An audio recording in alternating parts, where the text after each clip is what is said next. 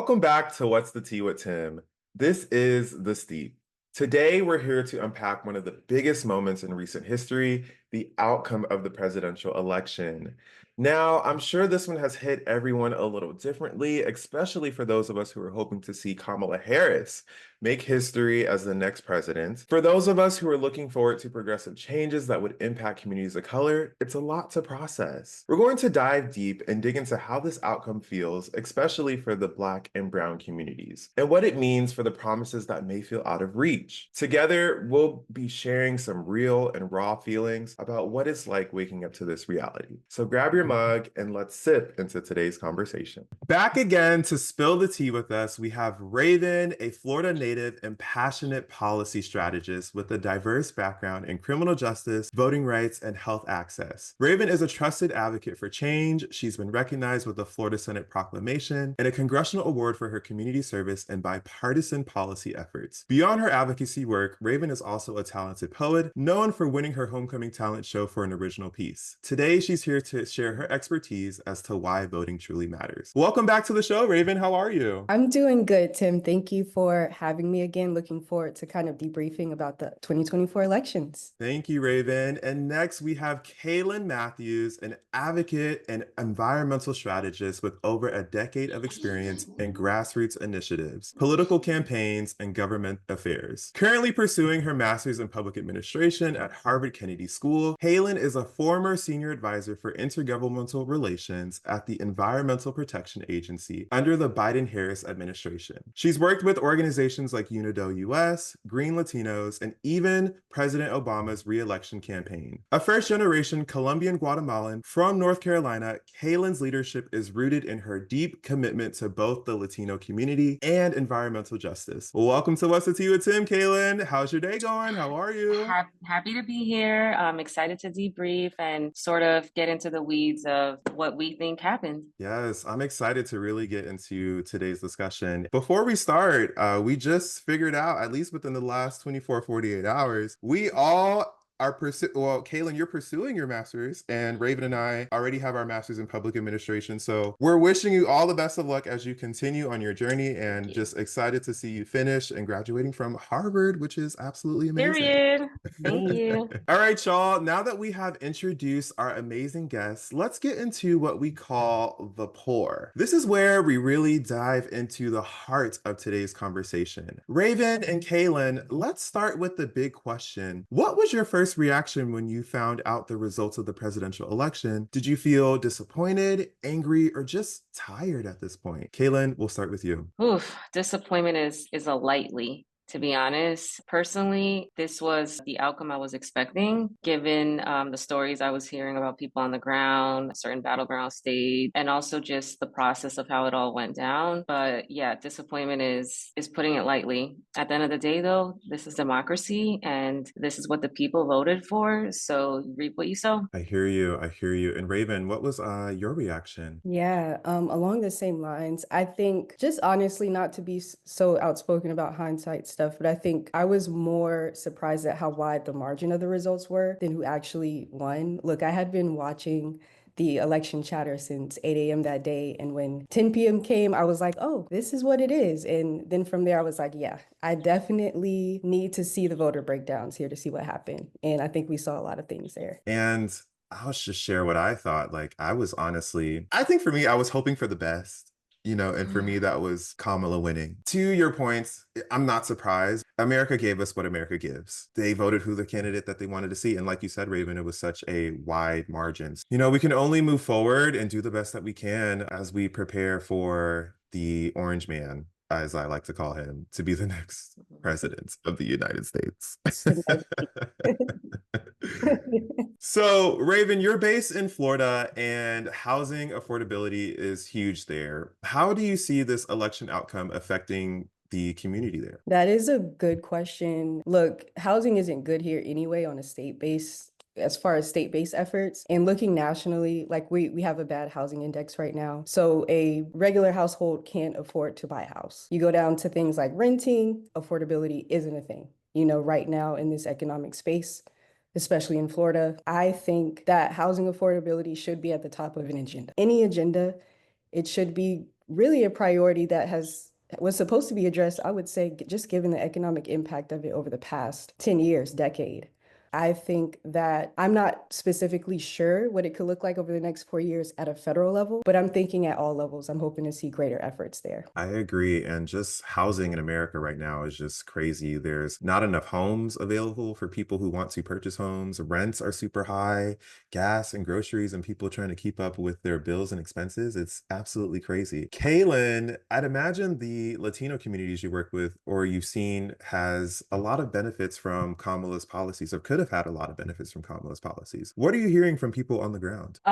So I think one of the main things that happened is, unfortunately, some of the Biden-Harris administration policies that were in place weren't directly like tangible. So like people couldn't necessarily feel them. So when I was in North Carolina, for example, like knocking on doors, canvassing with Latino communities, the lack of misinformation, the lack of information, misinformation, disinformation, I think all played a huge role in why people didn't understand like how these policies could have helped and what the Biden administration did for them. So hopefully this is a lesson learned and we can really start strategizing on better communication, better messaging so that people on the ground can actually understand like this is a direct result from these policies in place. I absolutely can see how just lack of communication and just trying to strategize on communication, how that can be so important on changing how we move forward. So ultimately, I'm hoping that our communities can still impact change, even though we do have this leader in place. Kaylin and Raven, with so many people feeling discouraged right now, how do we keep the spark alive? How do we remind our communities that their voices matter, even if the outcome isn't what we hoped for? What are you doing personally to keep the motivation up, specifically for your own mental sake? And Kaylin, we'll start with you. I think this is a time that we need to look inward and really take time to take care of ourselves. As part as like if you're a part of marginalized community, we really need to make sure like we're doing the best we can. Personally, like I started doing yoga again, and I'm gonna tell you this is actually like kind of funny, but as of like since election day, my yoga classes went from like 5 people to like 45 people. Mm. Like literally. So like everyone else Wow. is crazy. Their classes are waitlisted. So I feel like, okay, a lot of us are just, how can we take care of ourselves? Because our mental health might get really impacted with all the stuff that's going on. As far as like other communities, counting all the wins that we can have moving forward and just like focusing more at the local level, I think you could really see bigger shifts and better results, to be honest. Thank you for sharing. And I love that you do yoga. I also do yoga and just try to Oh, practice meditation. And I'm literally going to a sound mindfulness. mindfulness. Yes. Yeah. Literally Hmm. going to a sound bath class today. Oh, So excited for good for that. you. Congrats. Thank you, Yes, thank you. But ultimately, I do hear you in protecting your peace and we have to. protecting your mental health right now because it is such a terrible time and we don't even know what lies ahead. And ultimately, I really appreciate what you said about counting all wins. I think that sometimes we forget the even small wins that even happen throughout our day. People may sometimes think, oh, I had a bad day, but like actually, there were some things that actually did go pretty good. So, counting all wins, especially those at the local level, is still super important because that is where we see impactful change, even within our community. Hmm. Raven, how do you keep the spark alive, or what are your thoughts about keeping the spark alive and reminding our communities that our voices matter? And is there anything that you're doing to personally protect your mental health? Yeah, of course. Thank you for this question. I definitely believe keeping the same energy. I think if we're moving with purpose continuously rather than trying to look forward to a win, it kind of keeps the spark going. Like, yes, we didn't win, but remember the purpose of all this is that we're trying to create a world where all communities can live peacefully as much as possible. And so I think just definitely something I've been doing to keep the peace is really just paying attention to what's going on, having a plan set. I think, when things hit the fan, you don't want to be up against the wall because you weren't paying attention to what's going on. I want to say on the side, I do a lot of physical activity outside of work. And so I think definitely that's part of being mindful, making sure that you're healthy, things that really contribute to your well-being. Getting outside, being social, stuff that finding people with a mindset a diverse mindset that really speaks to your values and, again, overall feeling purposeful. So I think that's very big. Again, just anywhere between keeping the same energy all the way to putting yourself first across the board. Exactly, exactly. And I really appreciate how you said have a plan in place. On TikTok, I Yeah. was scrolling and there's been creators saying that they want to be able to just have a plan, make sure they have all of their necessary documents in place just in case things get weird, being able to go to doctor's appointments, making sure their health is in order. Ultimately, being able to protect your home and your families as best as we can, because again, we don't know what this next level of Trump can bring, especially with Project 2025 in place. So it's really tough. Yeah, get a gun, like Yeah. a strap, What is that? literally. The Second Amendment rights that we have, right That's to bear right, arms? period. And we do. Protect your Exactly. home. So protect your home, protect your families, and it's getting weird out here. Okay. And I will say, and this is just a little off topic here. I've seen it on Instagram how I guess there were certain groups of people that were sending texts to African Americans about how we're going back to slavery. Like, I just felt like that Hmm. was so inappropriate and just not necessary, especially for this. The election news just came out. That is honestly very terrible. I just wanted to say, like, I'm already having classmates feeling more emboldened to say things, like whether it's transphobic, to be honest, and it's only been like a couple days. And if Mhm. this is the beginning and I'm in blue ass Cambridge, Massachusetts, literally at a liberal school, Harvard, I can't imagine what other people in different states must be feeling or going through already. Back to the whole get a gun thing, not to make, light of the joke, but these are times that are unprecedented, and we really need to do what we need to do to take care of ourselves and our family. Literally. Raven, you were going to say some thoughts. Yeah, very true. I think too, it just speaks to the type of voter demographic we're dealing with. It seems quiet until you get a text from someone that won't say it to your face. When you're saying stuff like this, have at least some dignity because the statement of those texts didn't have any. So have some dignity and just pull up and say it to my face because you got my information off a list somewhere. Let's talk about it. Call me. You got my number. And so, but that's not a thing. And so again, going back to what Keylin said, strap up because once you pull up because the text wasn't enough, that's where we are with it. That's it. Exactly. So it's time to strap up. It's time to get a gun. I spoke to my mom, y'all, this week, and she was pissed about the election results. I told her, I was like, Mom, like, you might want to invest in a gun because, like you said, Raven, they have our information out there, and clearly we're on some type of list if you got my phone number. So, yeah, it's definitely time to protect your home and protect your peace. So, we're going to do the best we can. Keylin, I know you are big on environmental justice, and it's already hard work out there without an administration that's going to prioritize it. How do you see environmental advocates adapting to keep that fight going? Are there any specific challenges you're ready or bracing for?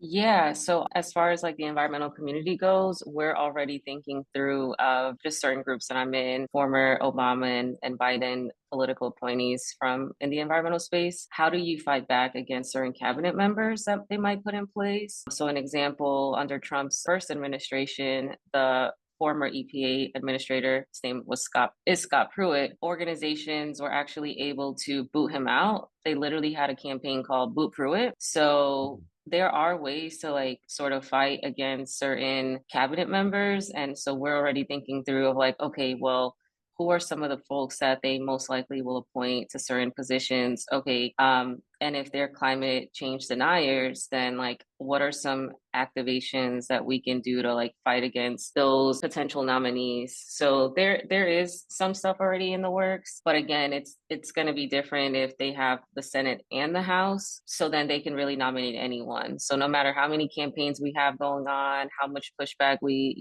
give them, if you nominate someone and they just get elected, voted in, then I don't know. So we're still waiting on House results right now. I know there are two US senators who's Gallego and the other senator from Nevada who in the past like 24 hours they just announced the results. So I know, for example, folks in Pennsylvania are curing ballots as well as California. So we'll see what the results are for the House, but hopefully we can at least keep the House or take the House and then try and push back on certain like cabinet members. I hear you, and I absolutely agree. I think that'll be a really good win, at least given the outcome of everything. If we can take the House, we'll see what those results bring. And ultimately, I really love how you mentioned strategizing, being able to build a path forward, even though we have who we have and whoever cabinet members will be appointed into office. So we'll see what the future holds. We'll see. I look at both of you and I see strong, dedicated women who keep showing up even when the road gets tough. Is there any particular experience or moment from your journey as advocates that you pull strength from, especially in moments like this? Maybe a time you overcame something big or a memory that keeps you grounded.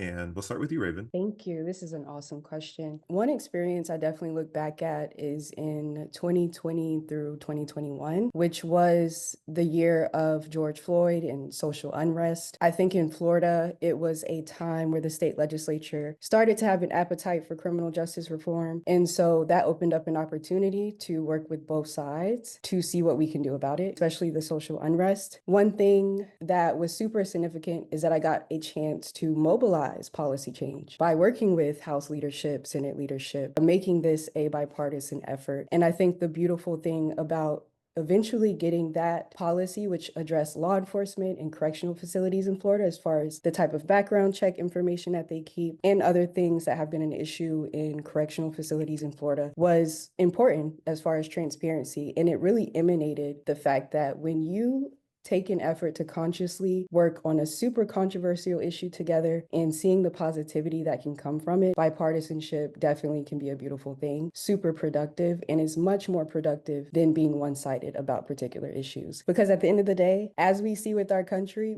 we are only as strong as our weakest link, and we're going to see that. That should be the bottom line, and really just the context behind it all. Thank you for sharing your story, Raven. And that time period of just social unrest was just such a difficult time for America. And ultimately, I pray that it doesn't get back to those times. As Black and Brown communities, we know it's bound to happen. So especially with the America that we live in. So ultimately, I hope that the next 4 years we can be able to overcome some of these things and be able to continue the fight on our journeys. Keylin, was there ever a moment for you that you had to pull strength from, keeping yourself encouraged in a time like this? What is a memory that keeps you grounded or something that you had to overcome that keeps you going? Yeah, to be honest, I feel like when you're doing this sort of work, that's just like a continuous journey where you're just constantly having to pull strength to keep doing this work. I know like right now, you just feel defeated. The Latino community did not vote for their best interest. But at the end of the day, I think just like my lived experience, like being the daughter of immigrants, currently a student at Harvard on a full ride, I know what's possible. And I just try and like draw strength from honestly, my background, just growing up in Gastonia, North Carolina, being someone that like took advantage of a lot of the federal government resources, Pell Grants, at some point even food stamps, and knowing that like I'm doing this for the people. Honestly, what gives me strength is community, and knowing that like I'm doing this for everyone else, like my people, my community. As far as like a memory, in 2018 I was in Georgia traveling through the Black Belt with an organization called Black Voters Matter, and just being surrounded by community that have never given up. I personally, like, my North Star at the end of the day is liberation for all, because we're not free until we're all free. So it doesn't matter if I'm fighting for the Latino community if Black people ain't free yet. I'm really huge on centering myself on like Black liberation, because at the end of the day, again, if Black people ain't free, nobody's free. My people are not going to be free either, which is why I'm so mad at them right now. Like, how can y'all do this? But I think, there's just a lot of work that needs to be done, and hopefully we'll see more collaborative work, because people need to understand that if you're not white, you're not white. What is white supremacy? Like, we need to inform people what that is so that they can really understand why Black liberation is so important for everyone. So we'll see.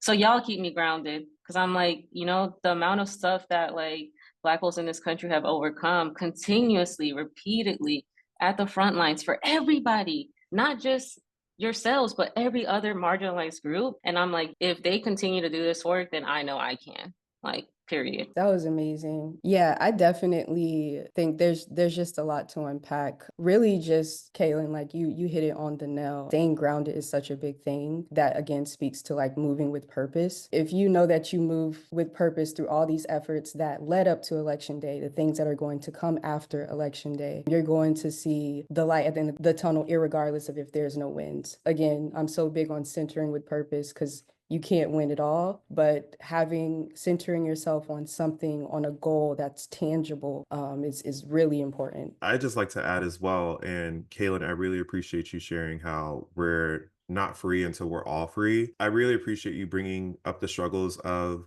the Black community in America. And I also do want to recognize the struggles of Latino communities as well. Like for me personally, no struggle is greater than the other. We're all trying to advocate for our communities, and we're all trying to live in a country where we can feel safe to live. And as you mentioned, there's strength in community. So Hmm. we're not fighting for just ourselves and our community members right now. We're fighting for our grandkids.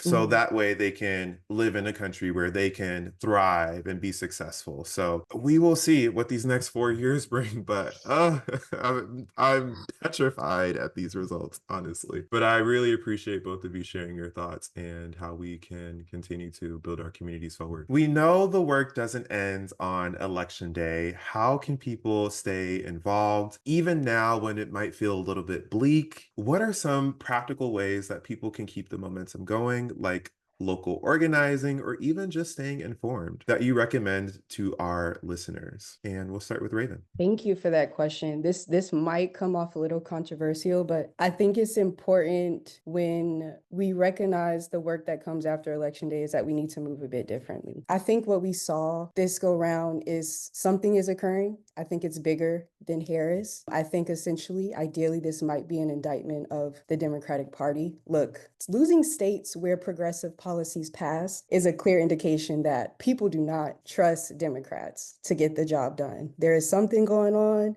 I don't know if enough people are speaking on it. I don't know if people want to tell each other about it. On top of getting more civic engagement efforts out there to the general voting population, on top of the Democratic Party everywhere in every state, there needs to be some accountability. And this was just a thought that came up to just seeing the results starting at 6 p.m. Like after 6 p.m. came, I'm like, these results are looking a little funny to me. Something is happening. And so I think after election day, keeping the momentum going is requiring and putting in place more practices that allows us to be more transparent in a room. And I think really just, again, I'm always big on civic engagement and being honest about it. I think going into election day was a bit rough because of the path that we had to take. We had to drop our original candidate. We had to embrace a new candidate that had already been in the White House. And so we had to really run through. And so I think having better plans in place with the understanding that Republicans play the long game. They're not hyper focused on one issue. They're streaming a lot of issues and planning for those years later. And I think we need to get onto that game very quickly. I absolutely agree, Raven. I definitely think that Republicans are playing the long game. They are planning very strategically for what the next 10, 20 years, what the future looks like for America. And I definitely think that Democrats need to hop on board with that. And I love how you mentioned putting more plans in place so that we can be our most authentic selves in every space that we step and occupy. So I really appreciate you sharing that. And Kaylin, how do you feel like even when times might feel bleak right now, what are some practical ways that we can keep the momentum going, such as organizing or maybe staying informed, or that you just recommend to our listeners? Yeah, I recommend getting involved at your local level, whether that's attending a city council meeting, sort of just kind of knowing what's happening in your backyard, literally talking to your neighbors, like building community, figuring out what community looks like to you, because now more than ever, that's who we'll need to lean on. I also think folks should figure out what their like quote unquote political home can be or look like. There are a ton of organizations on the ground doing the work. For example, there's one really good organization. I really like how they move in the world with intention. BYP 100. As far as like the Latino community, there's an organization called Mi Gente. Just finding what this home could look like for you. And it doesn't have to be something political. It could also be, an issue focused organization that is doing work to prevent the implementation of what the Trump presidency could look like. Because the thing is, there is a playbook already. They literally outlined everything they want to do. I've actually read through some of it, Project 2025, and every single issue that we know of will directly be impacted. So whether it's women's rights, immigration, environment, housing, I mean, Ben Carson wrote Project 2025's HUD plan.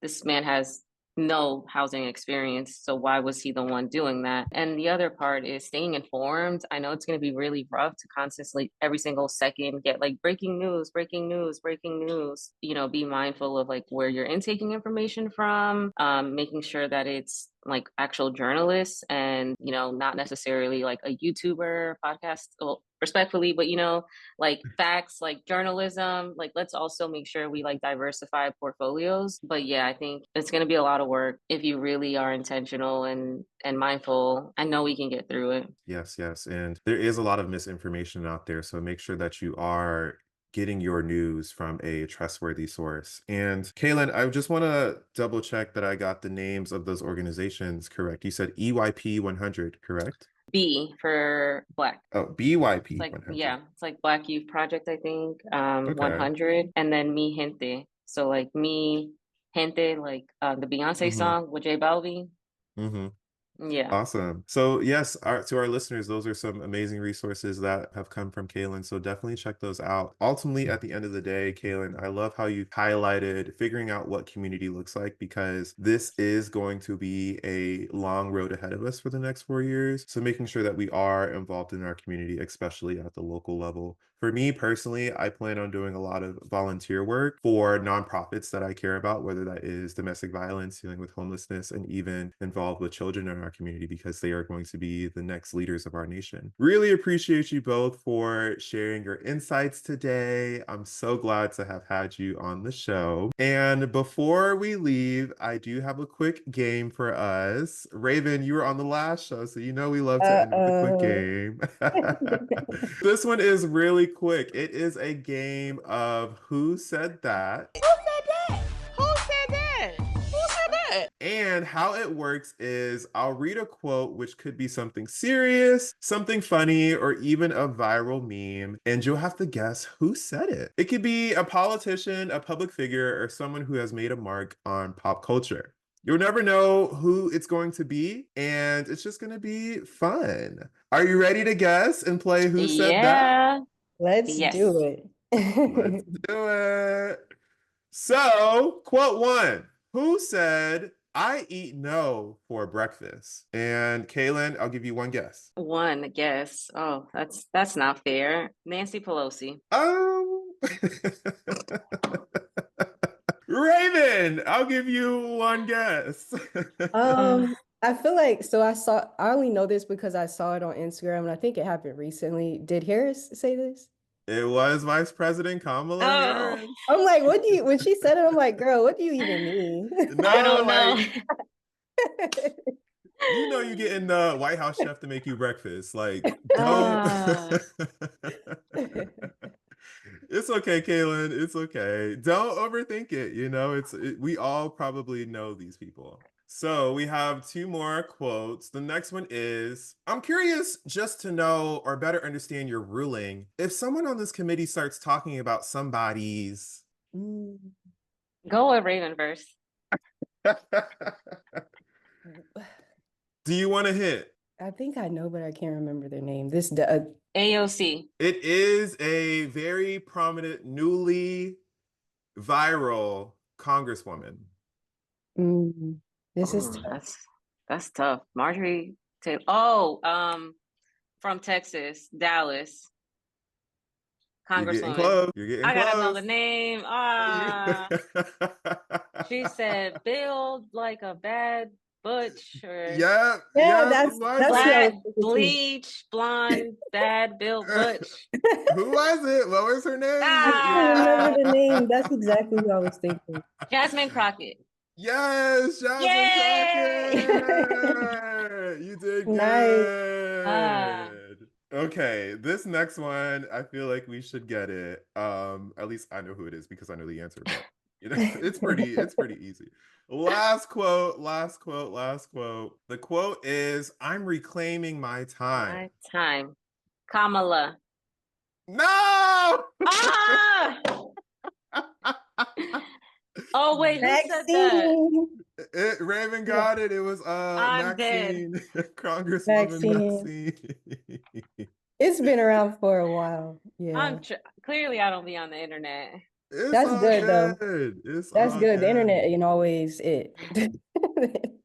Listen, and take social media breaks because it's just too much Literally. sometimes. But y'all did amazing. It's so much information out there, so many viral memes. So, it's all good. But yes, thank you so much, Keylin and Raven, for coming to What's the Tea with Tim. Where can the people find you on social media? How can they remain connected with you? Keylin, we'll start with you. Add me on LinkedIn, Keylin Rivera. My Twitter is going to be non-existent soon because Elon Musk's algorithm is on a different level. So I just need to go ahead and delete that. LinkedIn it is. All right, LinkedIn it is. Raven, how about yourself? How can the people find you and remain connected with you? Yeah, that's a great idea. Feel free to find me on LinkedIn too. Raven Sansbury. Also, you can find me on Instagram. Raven is Raven. And so, yeah, feel free to reach out, chat, whatever. Awesome. Awesome. And thank you both again for coming on the show. Thank you for sharing your personal experiences, your thoughts about the presidential election. And we will see what these next 4 year brings. Protect your home, protect your peace, stay safe. Stay And thank strapped. you again. Stay Thanks, y'all. strapped. All right, y'all. That's it for today's episode. I like to wrap up with what I call the last drop, a moment to let everything settle and drive home our message for today. If there's one thing to remember, it's this: the outcome of this election doesn't diminish our power. Our voices, our stories, and our votes still hold weight, even when the results feel like a step back. When we think about the energy and the resilience that Raven and Keylin bring, it reminds us that advocacy is a journey. It's not about a single win or a loss. It's about staying engaged, uplifting our communities, and every opportunity to push forward. To Raven and Keylin, thank you for sharing your insight, your truth, and for reminding us of what's still possible. As always, don't forget to subscribe, follow us on social media, and leave a review. We love hearing your feedback. That's it for today. I'm Tim, signing off with a final sip of tea. Until next time.